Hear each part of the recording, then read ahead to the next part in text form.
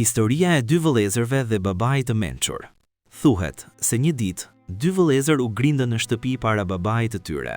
Babai heshti dhe nuk ndërhyri për të zgjidhur konfliktin e tyre. Pas grindjes, vëllezërit u ndanë dhe secili u mbill në dhomën e vet. Secili prej tyre i ndaloi familjes së tij të shoqërohej me tjetrin. Kështu mes tyre u ngrit një mur ftohtësie dhe armiqësie. Ata ndaluan së të përshëndeturin njëri tjetrin dhe nuk hanin më bashkë në të njëjtën tryezë. Nëna vuante për atë që po ndodhte mes djemve të saj dhe i lutej babait të ndërhynte për ta zgjidhur konfliktin. Babai u përgjigj: "Lëreni deri nesër. Nëse nuk pajtohen, unë kam një zgjidhje për ta përfunduar këtë grindje." Të nesërmen, ftohtësia vazhdoi dhe djemt nuk u pajtuan.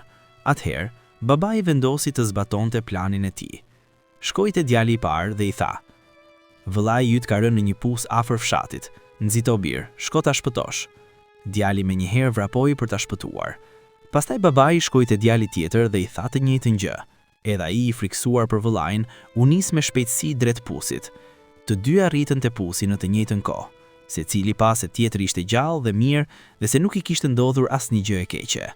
Atëherë vëllezërit me lot në sy u përqafuan dhe i kërkuan falje njëri tjetrit.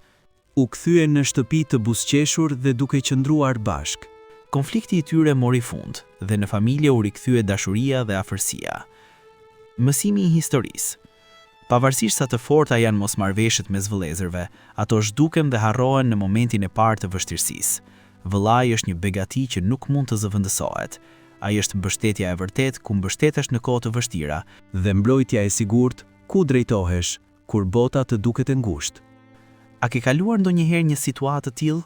Ndaje mendimin tënd në komente. Nëse kjo video të pëlqeu, na ndiq në kanalin ton Limotiv, që të mos humbasësh asnjë reflektim të ri. Na ndiqni.